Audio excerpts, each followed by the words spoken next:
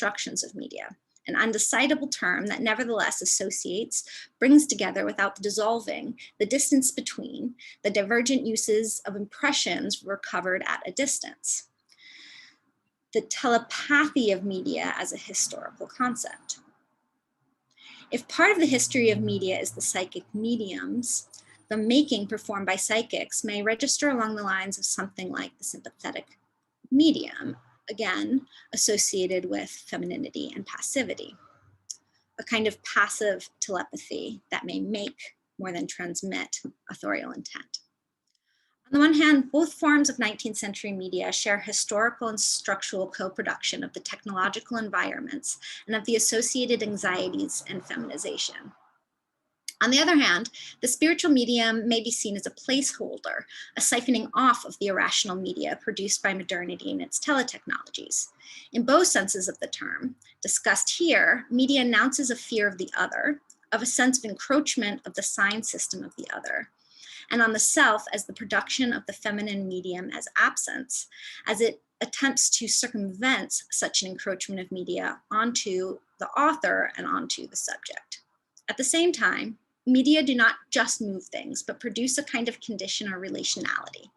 Psychic makers draw lines. They make touch, make pathic, make pathways. It is this fractured relation that is discussed and performed so astutely by the 19th century writers on telepathy. A contemporary of Rebecca West, Virginia Woolf, said in 1928 that women are not authorized to write. What, after all, would be an authority or authorship of the medium? As a point between 2 points, a point that is not a point, but an expanse between 2 points. An expanse that constitutes neither knowledge nor a subject position. The feminine telepathic maker is not recuperable, as it is the exemplar and gendered exclusion that constitutes modern media. But then, what to make of us? What to make of women authors? To what extent and under what conditions does the Academy authorize us to write? What we call media today, and therefore what theories of media register as their object of knowledge. In other words, what constitutes modern media studies is dependent on a kind of siphoning off of the psychic medium and of the feminine supplement expressed in the concept of telepathy. In a structural sense, women are the constitutive exclusion of material modern media and media theory as an academic practice. The latter is evidenced by the domination of male voices in the field and supported by an institutional environment that attempts inclusivity through identity representation and recognition by creating subject positions.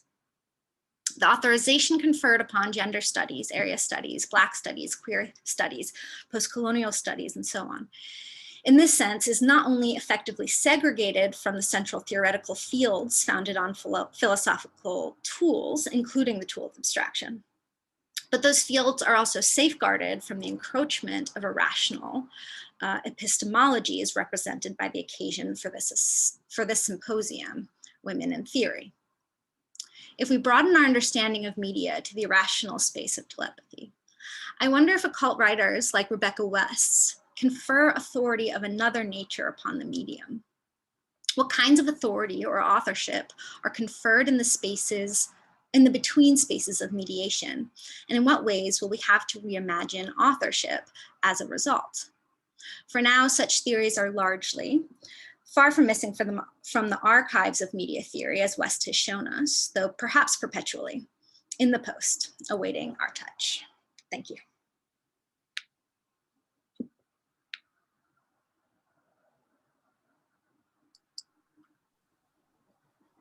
All right, thank you so much, Kendra. Before we move on to our final presentation by Adriana Johnson, I want to remind you, please feel free to make use of the Q&A function so we can start collecting questions for our panelists.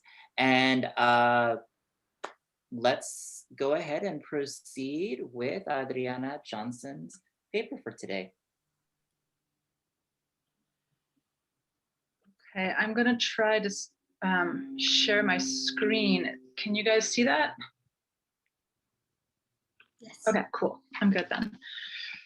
Thank you, Erin, first of all, for bringing us all together and for a day of what has just been kind of mind-blowing presentations. I want to thank also Xiomara and Kate and Kendra. Kate and Kendra and I met, I think, somewhere in the beginning of the pandemic to talk about our papers. So it's really, really nice to reunite now and see the finished versions of these. And I want to just say that there's a special pleasure in being on a panel with Kate, since in earlier iterations of ourselves, we did a lot of collaboration and panels together. So that's really fun. Okay, I'll start.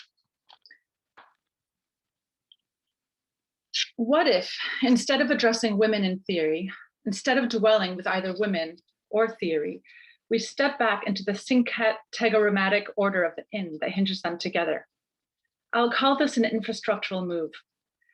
Such work might be characterized less as theorizing and more as writing, a task that might comprise enlivening the metaphoricity of language, that is for Nietzsche prior to all concepts.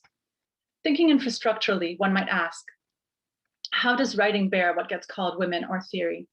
Can one approach women or gender this way, where neither are taken head on, but doubled and tracked through the way such words do other work?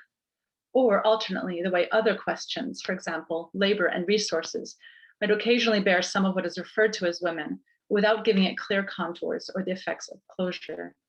Wouldn't such a project necessarily invoke an improper archive, as I surely do here? I will start with Silvia Federici's Caliban and the Witch.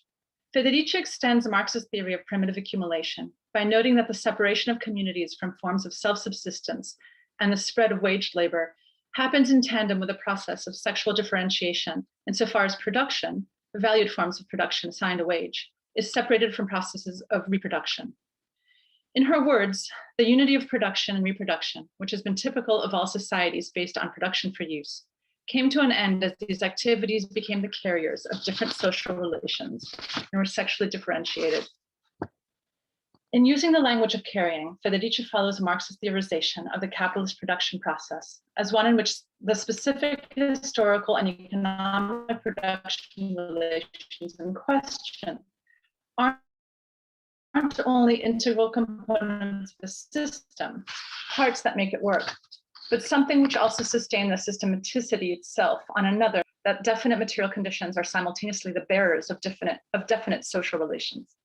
The word translated as bearers in English points to a doubled function. Like infrastructure, it has both an immediate material logic and function, but also sustains a second order set of relations that, repeated over time, can seem to harden and acquire a level of fixity. So we might say, by example, a large dam pool, insofar as it acts as a switching mechanism that turns water into a power source. Or insofar as the water is now point scarcity or plenty, according to their own logics. Dams and relations, as Zoe Sophilus will name Big Water.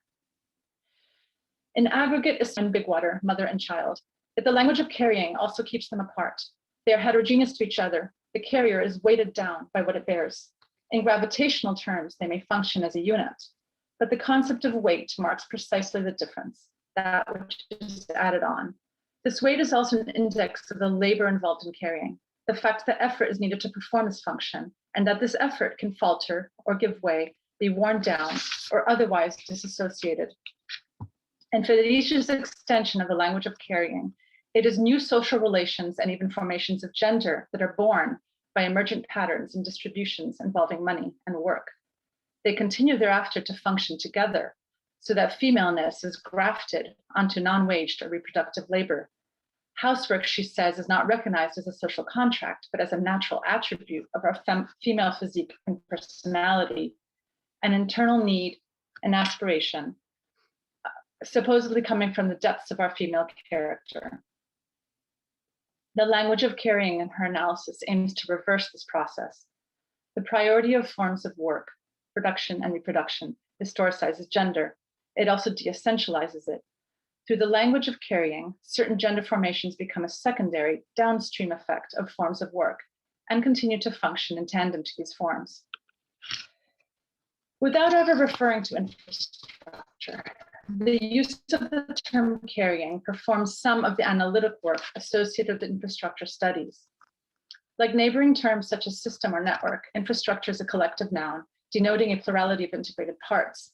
But unlike those, it suggests a relation of depth or hierarchy that remains from its origin as an organizational and accounting term deployed in 19th century French engineering to distinguish work that was conducted beneath unlaid railroad tracks, such as roadbeds, as well as organizationally prior to laying the tracks, surveys, and embankments.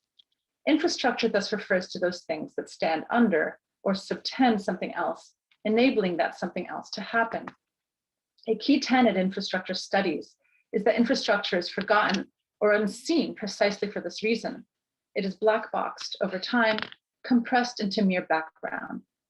As Jennifer Wenzel argues in a forthcoming essay, the paradox of this enabling auxiliary function is that the transitivity of infrastructure recedes from view in the wake of the actions that it enables. Infrastructure appears, as Susan Leigh Starr famously declared, only when it breaks down. The bridge washed out in a storm, the hospital beds and medical personnel overcome by a pandemic. The critical move of infrastructural inversion is precisely to replicate this cut or break, turning background into figure, setting into plot. Yet this is done often to think in new ways about the something else, the plot or figure that infrastructure enables, rather than the work or process of enabling itself. To say that infrastructure functions like ground once it is effaced is already to be in the wake of a certain closure, even if infrastructures are themselves open-ended, multifarious, heterological.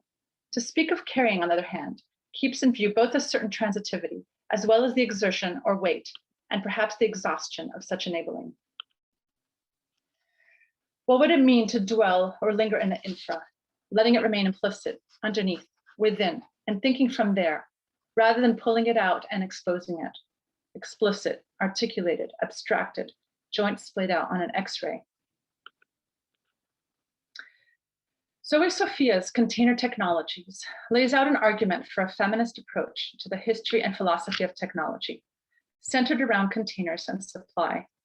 Containers, writes Sophia, who also publishes under the name Sophilus, have both been interpreted as metaphorically feminine, as well as historically associated and supply, distinguishing them from machines and tools in his 1934 book, Technics and Civilization. In his later Technics and Human Development, Mumford comments the devaluation of these technologies as follows: protection, storage, enclosure, accumulation, continuity. These contributions of Neolithic culture largely stems from woman and woman's vocations. In our current preoccupations with speed and motion and spatial extension, we tend to devaluate all these stabilizing processes. Even our containers, from the drinking cup to the recorder tape, are meant to be as transitory as the materials they contain. The neglect of containers and containment functions, argues Sophia Sophilus, is not just attributable to an anti-maternal bias in Western thought, but also to their general unobtrusiveness.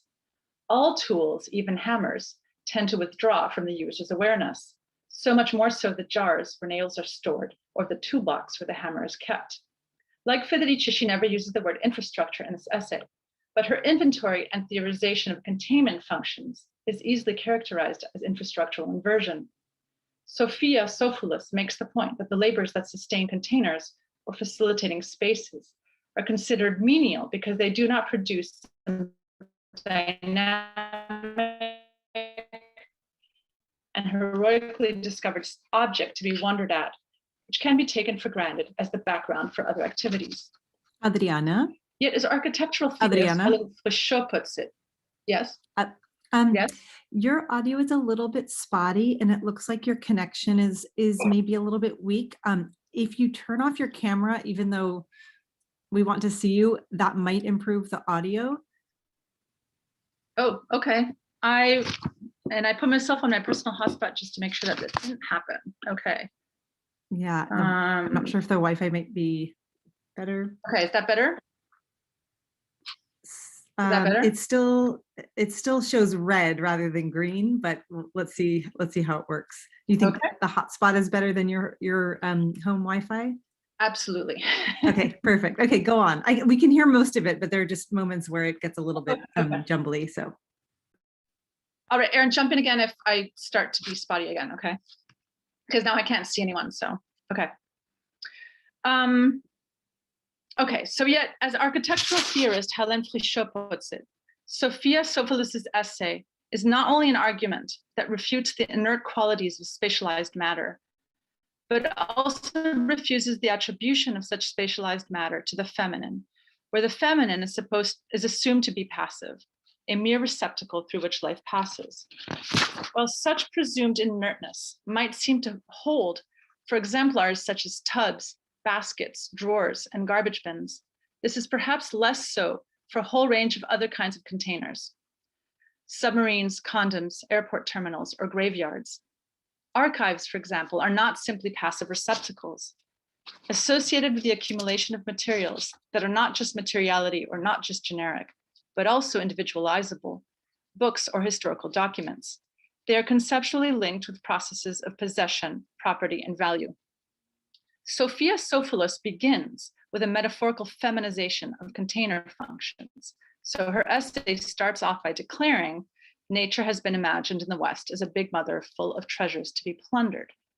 But her essay increasingly moves to putting pressure on the way certain kinds of containers, but not others, are made to bear the feminine. Her expanded inventory of containers contains flat surfaces, skyscrapers, the penis and matter, objects with container-like aspects such as cars and computers, and nuclear reactor containment vessels. Sophia Sophoulis points to three overlapping but identifiable functions performed by containment.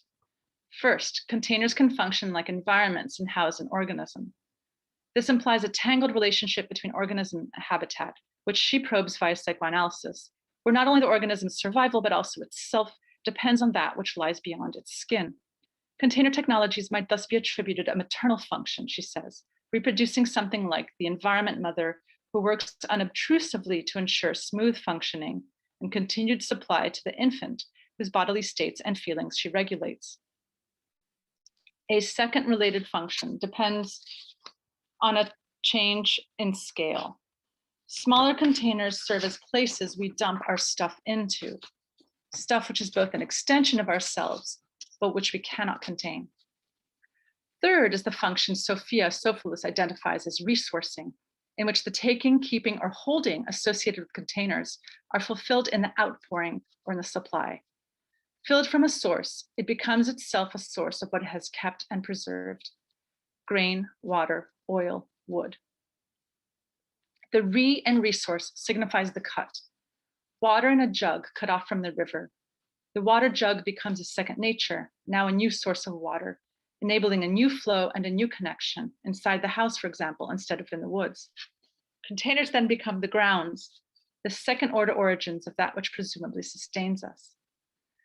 The nexus she posits between containment and supply and resource stands in contrast to the dominant tendency in infrastructure studies to emphasize simply the modes and instances of supply alone, particularly modern ones such as roads, trains, pipes, electrical grids, all of which one might say tend to be metaphorically masculine. More precisely, these are forms that she and Mumford, thinking in longer timelines, call supply, but which a foreshortened perspective casts in terms of transportation and distribution networks, with a focus on movement and extension and delivering, rather than the moment of cutting or holding or carrying. The inverse of resourcing is another form of exhaustion. Containers are a way of fending off scarcity, holding whatever is valued for another day, but also conduits of scarcity. Shaw puts it, the storage rendered possible through container technologies means that subsistence modes of supporting supplies, The cut and resource also carries forward the specter of the scarcity that drives its composition, so that resource remains tethered to resourcelessness. It is following through theoretically on a function of resourcing writ large that Sophia Sophoulis's argument turns decisively against what she terms a redemptive reading of the utensil or container as inherently feminine, maternal, or good, since the macro and updated version of resourcing or supply technology takes us to what she describes as rows of stacked large containers ready equally for transport by road, rail, or sea. Magnified or extended, the function of resourcing turns the planet precisely into a heap of resources to be extracted, unlocked, stored, made available for distribution and consumption, and this also. The container technologies essay was a pivotal point, in Sophia Sophoulis's own words, for someone who had been a student of Donna Haraway at Santa Cruz and had an early interest in embodied technologies. After the essay, Sophia Sophoulis's concerns turns to water infrastructures and interdisciplinary approaches to water management, a shift across fields that seems mirrored in the cut in her signature. The attempt to cite her work as a whole, to gather it together in a small archive, produces the awkward slash. Of her work, the container technologies essay seems to be the one cited most frequently in the register of theory. Media theorist John Durham Peters calls it a brilliant feminist essay building on Mumford. Afterward, container and supply technologies are no longer theorized explicitly, but subsist implicitly in Sophia Sophoulis's rejection of big water projects, Adriana, like dams and pipelines. Adriana, if we could rewind you maybe like a minute. Systems that she says are black boxed once built, integrated into unobtrusive metropolitan systems. Yes. Yes. Oh, I was in, we lost your audio for a bit there. I was wondering if you could back up for like maybe a minute. Okay. Back to here. Maybe not that far, but maybe like the last paragraph you just read. Can you hear me? I can hear you. Yes. Okay. All right. I'll start with this last. Okay. Okay. Got it. Sorry about this. This is terrible. Okay, I should be a medium. It would be easier. Okay, the container technologies essay was a pivotal point, in Sophia Sophoulis's own words, and had an early interest in embodied technologies. After the essay, Sophia Sophoulis's concerns turned to water infrastructures and interdisciplinary approaches to water management, a shift across fields that seems mirrored in the cut in her signature. The attempt to cite her work as a whole, to gather it together in a small archive, produces the awkward slash. Of her work, the container technologies essay seems to be the one cited most frequently in the register of theory. Media theorist John Durham Peters calls it a brilliant feminist essay building on Mumford. Afterward, container and supply technologies are no longer theorized explicitly, but subsist implicitly in Sophia Sophoulis's rejection of big water projects like dams and pipelines. Much like the systems that she says are black boxed once built, integrated into unobtrusive metropolitan systems, standard domestic water fittings, and daily household routines, the lines of relationality linking particular resources to a pattern of upsized supply systems is backgrounded in Sophia Sophoulis's later essays. The focus is no longer on the unified container holding the resource, but the dispersion of the receiving end. Small-scale, multiple everyday uses of resources. She makes the point, for example, that managing water in situations of shortage cannot be limited to the techniques of supply, but is also a question of water cultures, as Van Denning, to be delimited or contained by material infrastructures alone, but embedded in and borne by everyday cultural infrastructures as well. Are you guys hearing me? Yes, thank you. Just want to make Yes, sure. we are. Thank you. You may want to pair Sophia Sophoulis' move away from the logic of containers to Andrea Ballesteros' work on the conceptual challenges presented by underground aquifers. Ballesteros, who has worked specifically with aquifers in the Guanacaste province of Costa Rica, argues that the metaphor of the tank that undergirds so much of the imaginary water stands in the way of understanding aquifers. Water as tank is embodied and contained as well as oriented towards supply, or to think from containers turns everything they are deemed to contain and carry into a resource. But aquifers frustrate this imaginary.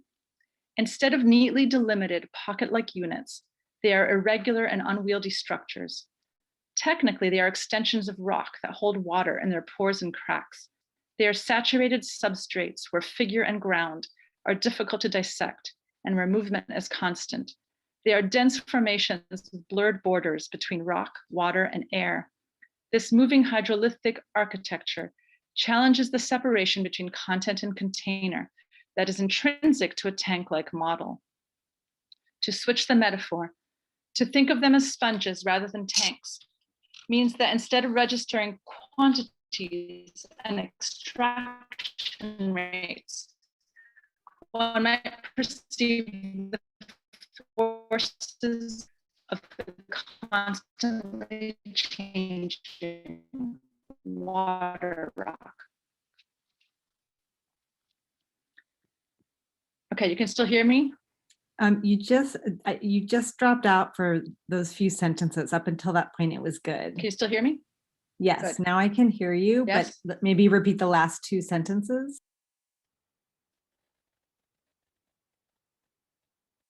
Okay.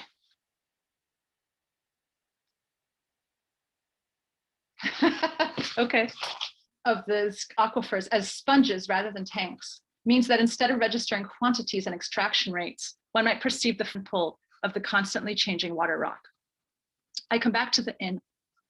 When Sophia Sophoulis writes that these times call for their own metaphors, she makes a point similar to Nietzsche's well-known essay on truth and lies in a non-moral sense.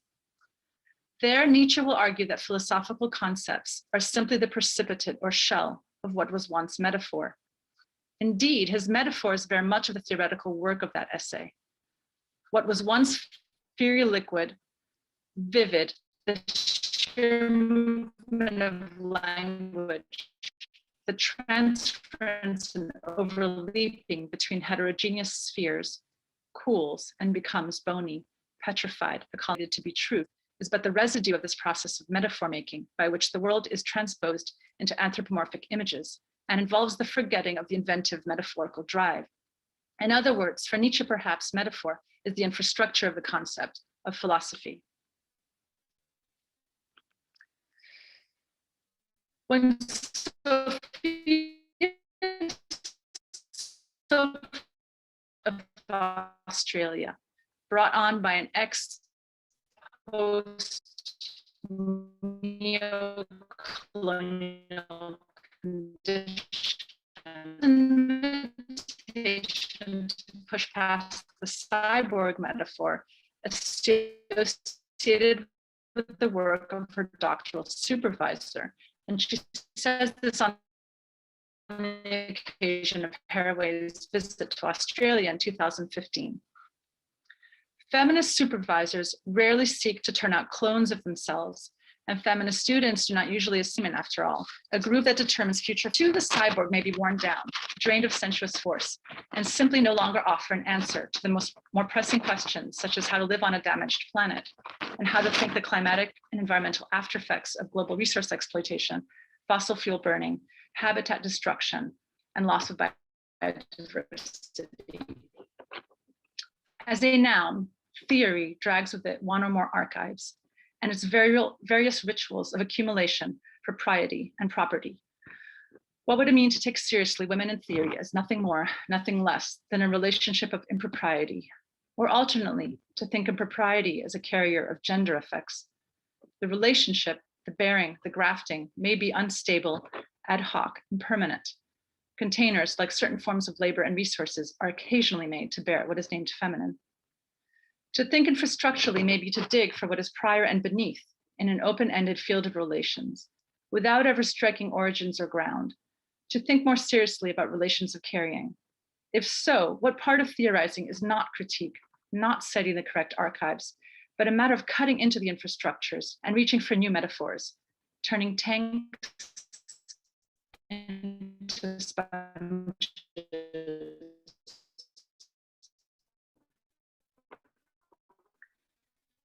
Should we then return to writing? Okay, I am so sorry for the technical glitches. And that's a good example of medium and its non-trend.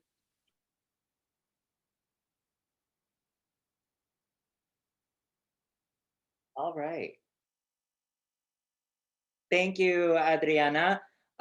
We were saying that, you know, this ending is very performative of the limits of medium and infrastructure and the ways in which medium is trying to contain you.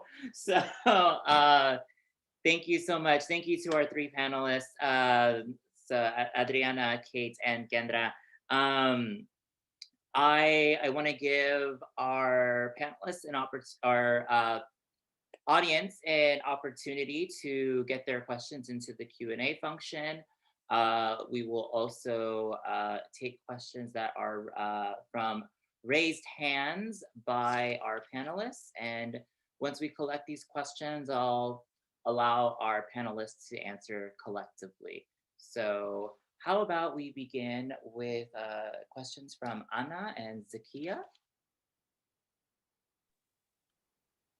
Hi, thanks. Is that okay if I go ahead? Yes. Yeah, great. Thank you guys for these papers. I think what I want to pinpoint a little bit is the way that the logics and rhetorics that it seemed like you guys were slightly ambivalent about of femininity as conduit or container or channel, that how different these logics are from the logics of evanescence or negativity or blot or blur that we saw in the last panel, actually. And so I guess what I want to say is it seems like there's some insufficiency of metaphors of femininity that are given, given the devalued position in philosophic oppositions. And yet the importance of thinking stability, infrastructure, sustainability and holding things and sort of regeneration and communication for our ecocidal challenges, I think, cannot be understated, right? So I guess I just would love to hear you riff on the kind of valorization of this alternative logic of femininity, even though all of your papers acknowledged that this association of the feminine or of woman with mediation and with channeling and conduiting can be devalued. But it seems like your analyses might point towards the value of these figures. Thank you, Anna. Zakiyyah?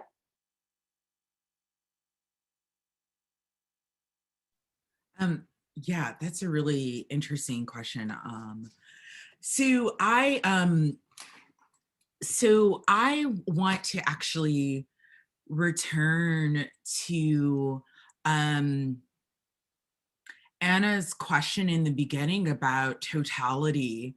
And my question is for Kate. And so this is kind of me thinking out loud with Anna's talk and with your talk, Kate. And you open up your talk with a discussion of your experience of maternity. And then you pivot to a discussion of Claudia Rankine. And I'm wondering, sorry, if it's possible to, maybe think a bit about the relationship between totality and the aggregate. And I feel like your paper really invites us to think about that. But I want us to think about it and maybe think about the possibilities where Blackness does not become the metonymic figure of race, In other words, there's an idea that race happens at the site of violence to the body, or that somehow the Blackened body is equatable to race. So how might race be happening, not at the site of the body itself, but happening elsewhere and not simply locatable to a particular body? And so part of why I'm asking this question is because that kind of approach has historically, such procedures have left whiteness unmarked, and in particular have left white womanhood unmarked.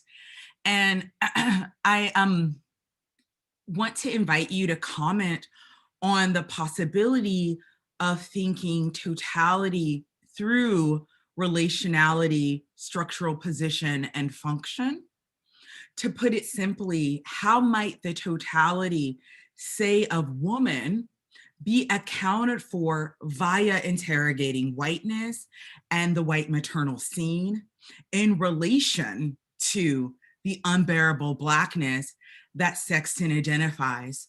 So then my question is about the Mariological weight of totality. So what is the relationship between totality and the aggregate, right? And so I think relationality, structural positionality, function offer us a different entry point into totality that is, different than a kind of, assumption of whiteness and white femininity, of white womanhood as the metonymic figure of woman.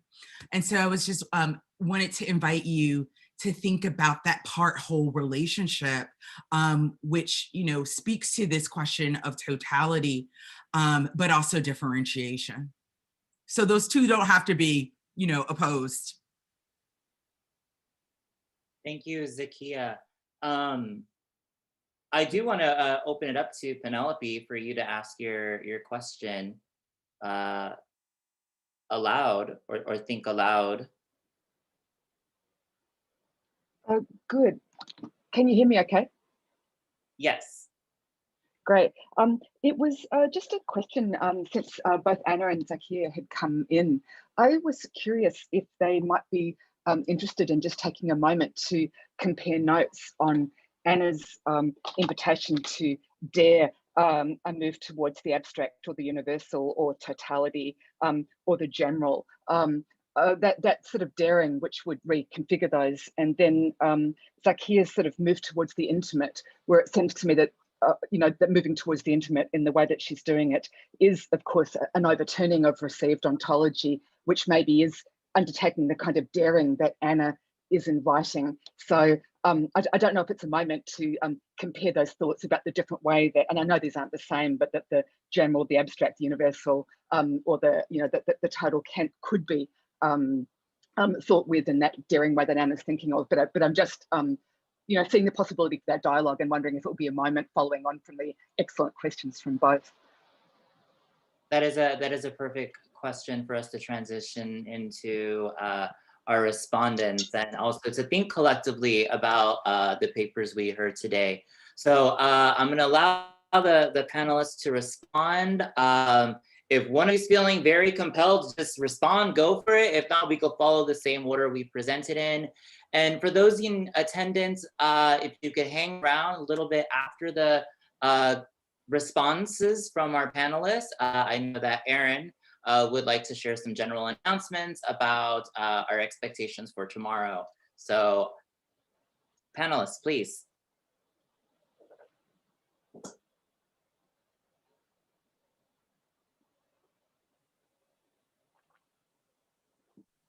Well, maybe I can go first. Oh, it's telling me my internet connection's unstable again. Can you hear me? Yes. Okay. Yes. I mean, I guess I want to answer by Penelope's question, because I was actually I was thinking about Anna's paper all day. And thinking, I mean, part of, so, and it's a way of answering, I think, also first question about the kind of devalued metaphors and metaphors that are valued. I mean, I think part of why I came to this paper is my interest in the kinds of metaphors that are used so often that we no longer perceive them as metaphors, right? Especially ones around sight and visuality in relationship to knowledge, particularly because I'm working on a project on kind of visual culture right now. So I'm particularly constantly trying to like divest my language of metaphors of visuality and of seeing and the association to knowledge. And so I've started trying instead to come up with and build up an archive, let's say, of metaphors that have to do instead with movement or touching or containing or carrying and so on. And what's interesting to me is the way in which I try to make them do the kind of abstract work that, let's say, sight does or visuality does. And it doesn't quite, like there's a drag on it. And I find that really interesting. So part of what I was trying to do here in this paper is a kind of I was trying to not write theory the way it's normally written and try to kind of perform a kind of writing that was staying with the drag of these other kinds of metaphors and the way they don't allow us to do a certain kind of theorizing. So I was really interested in, but I'm trying to push them to be abstract and to do that kind of work. I don't think that necessarily, so container sometimes is, I mean, one of the things I thought was really interesting about Sophia's work was containers not necessarily always metaphorized feminine, right? Often in infrastructure studies, in fact, it's a kind of a lot of it's a very masculine field, and the kind of metaphors used in the language is really kind of metaphorized masculine, as opposed to water studies, which is really, really metaphorized feminine, right? So, but there's like aspects of infrastructure studies that are devalued or under thought, right? Specifically the kind of containing and carrying aspects of it. So but I think they're kind of, they're not exclusively metaphorized in single ways, right? I think so. Part of what's interesting about the container is precisely the way it's ambivalent or could be pushed in both ways, right? Yeah. So, and then I guess, yeah, I'll just leave it at that. But I was thinking specifically of Anna's challenge. But and then what I felt as drag, it brought me back to Christina's paper and the point about the kind of referentiality, the interruption of referentiality. I kept thinking of that too, and I was thinking like they're actually the same thing, or they're coming together in my paper in like interesting ways, right? So I was thinking those papers are actually connecting or overlapping in ways that I found really interesting and generative from what I'm trying to think through here. Anyway, so I'll just stop there and let Kendra and Kate speak. Kendra, Kate. Kendra, would you like to go? I'm kind of itching just to respond to Zakiyyah. Thanks for all your questions. Zakiyyah, I'm a little worried I can't really answer your very rich and provocative question. I have different thoughts going through my head, but I just wanted to get at least the inability to articulate them. I'd like to get them out. I'm not certain what you mean by totality and the aggregate in the context of my paper. My focus, of course, is on the figure of life, which is not total, I guess, is kind of the point, and it's in relationship to. I mean, I'm trying to, like Adriana just said, develop a sort of analogy with writing, which I think Rankin is doing in that book. And I just on a simple level of struggling with, I mean, I'm a Latin Americanist. I haven't really written too much on North American poetry, but that her books, Rankin's books, tend to thematize race, Blackness, anti-Blackness, and it's really missing. And it's implicit. It's a kind of it's infra really in the book. So I don't know how that. Could you elaborate then, or just help me think through your question just a tiny bit? Just super quickly. So your book seemed to be, I was thinking about Anna's paper, your book, and thinking about Anna's paper, your paper brought together the scenes of the Black maternal and your maternity. And so it seemed to open up this relationship that an opening for us to talk about precisely the provocations of Anna's paper earlier, and we're thinking about the totality of woman. So I was saying, is there a way that we can think about the Mariological and the part whole relationship of that totality via naming whiteness and thinking whiteness, because your paper names Blackness and speaks to Blackness in a very particular way. And so I'm wondering how we might open that up to not think that the that racialization happens only at the site of Blackness, or violence against the Black body, or the Black body itself somehow is metonymic with race. But how do we think about race across these fields, right? These scenes of maternity. And so can we think the part whole relationship that would give us a different way to address Anna's point, or gives us a way to address Anna's point about totality and feminist thinking totality. So I was just inviting you to do that. I don't know if that helps at all. That helps so much. Thank you. And yes, you're absolutely right. That's missing from my paper. And thinking of the first two papers, I think what's missing is an articulation of something like catachrestic solidarity, right? That there's an immense difference between my description and my frame of the difficulties of writing while being a mother. In fact, I can hear my kids starting to yell, and my description of maternity in Rankin's book, absolutely different. So yeah, I simply don't elaborate that difference, and I should, but thank you for that. Thank you, Kate. I do want to acknowledge that we do have hands raised from Natalie and Alyssa. I'm going to say if they are specific to the panelists, can we put them in the chat so the panelists have a chance to respond perhaps there, because I want to be mindful of our time, allow Kendra her due time to be able to respond as well to the questions. So Alisa, is it urgent? It's more of that, it's a comment. Okay. Thing rather and than, then that will lead us into Kendra, and then I will turn it over to Erin after that.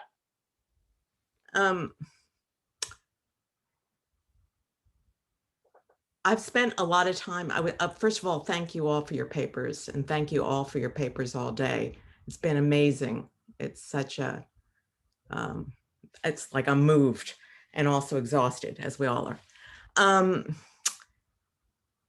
You know, as some of you may or may not know, I spent a long time with Pandora, who is Hesiod, who is like in the written tradition that we get from the West, the first woman, and that it divides the anthropos, divides the realm of gods and man, and that Pandora is made, is a technological creature and is made of clay and water, and that she brings with her the first containers.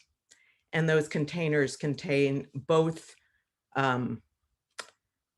seeds, which are also containers, because life was hidden. The first labor is production, reproduction.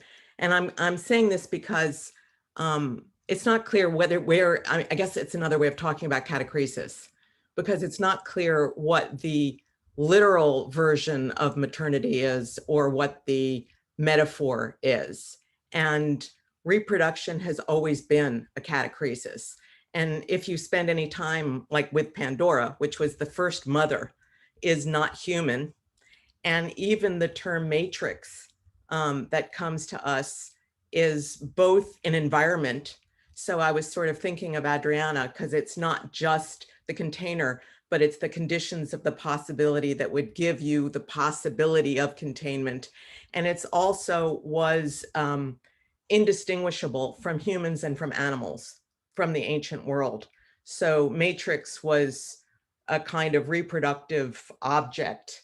And I'm also thinking, listening to Adriana, of Francis Ponge, who wrote this poem about sponges and about political activism, and about whether it is in relation to oppression better to be an orange or to be a sponge, because an orange has more consistency, but actually when faced with oppression can't bounce back. It loses everything, whereas a sponge is essentially collaborational and absorbs and kind of absorbs dirty water as it contains. So my comment was really to say that what moved me in these papers and what I kind of heard, and here I'm riffing on Adriana, I think, is a work on the in the woman in theory, and about different ways of thinking about what constitutes, what is inside what, and what constitutes different kind of transmission, and or transmission of a tradition, or a circuiting of a transmission, or the violation of a transmission. So that if we go back to, you know, I was even thinking of the early references, maybe Christina's not here, but in her reference to Spillers, part of what Spillers talks about in that violence is the violence of a denominization, right? She's talking about what can't be transmitted, what doesn't move through that passage. So what is my point? I think my point is that if we returning to Christina and the catachresis, and I saw that Jacques, you know, put that into the chat, that I guess I want to dwell in not too quickly anthropomorphizing what we're talking about when we're talking about women in theory, that there's a term that is sort of the end of a process rather than the beginning. And that was what was moving, is that we're seeing different arrangements of how that term gets produced, violated, unproduced, transmitted. And I confess, I don't know Claudia Rankine's book plot, and I wish I did, but I was really interested in what Ingmar Bergman and Scenes of a Marriage are doing there in that as well, and as part of the transmission in that, and what that would have to do with with the question of the unmarkedness. And Zakiyyah, I hear you with that I don't think it's okay or acceptable for white maternity to be the kind of unmarked zone. I mean, and I'm not saying this criticizing Kate, but I mean, I hear that. But I guess what I'm saying is, I don't think there's any unmarked maternity or any unmarked container. And that what we've heard today is how complex all of the constructions of any kind of containment, whether it's is, and that's just kind of all I wanted to say. I hope that's clear.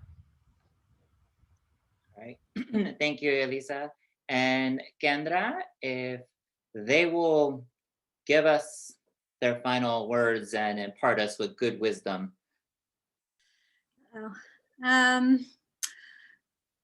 Well, Elisa, what you said actually helped me a lot, thinking through this kind of broader topic that during the Q&A of like the universal and the abstract, and the particular that Anna was talking about in a certain feminist discourse, because that's a big part of my paper too. The gendered metaphor is a very white gendered metaphor, because it's like a Victorian woman of a certain class, right? And one who's like acceptable in these ways, you know, like that's the history of that metaphor.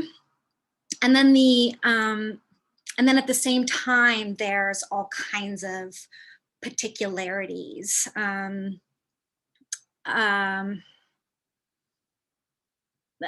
That when I talk about something like women who write, or white women authors, it kind of course, inherently propose some sort of challenge to that universal. And Natalie was asking about the possibility to reframe telepathy in relation to other knowledges that are delegitimized, like intuition, oral traditions, foundation to Indigenous women and Black women, for example, and how might it relate to the speculative. So I would first of all say that the speculative is kind of the only space in a way for re-theorizing, right, from those delegitimized, or from the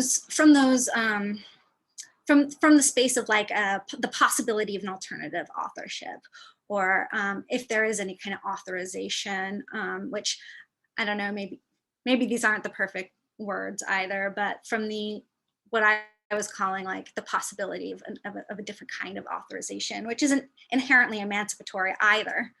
But I do think necessarily speculative, and my hope, you know, would be that there is an alternative kind of authorization that we can think through with the idea of telepathy. And these would constitute like an array of forms of authorship, forms of authority that, you know, I basically don't even begin to cover, you know, in my paper, but that I do think have a broad possibility of application. All right, thank you, Kendra, and thank you to all of our panelists. It's awkward, like clapping where I'm the only one that can hear the sound. I'm gonna turn it over to Erin for general announcements. Thank you, Xiomara, and thank you so much to Adriana, Kate, and Kendra for your wonderful papers, and to everyone for those really thought-provoking questions. I really want to encourage everyone to continue to make the connections and sort of mutual interrogations between concepts, between papers, between ideas as we continue tomorrow. We'll only have 2 panels of papers tomorrow, and then we'll have an hour dedicated to kind of general discussion at the end of the day. Or morning or night, wherever you are. So I just want to thank everyone for joining us today. We will reconvene tomorrow morning. It's 9 a.m. Pacific time, do the math. And thanks again to everyone for their wonderful participation today. And we can all clap like this now.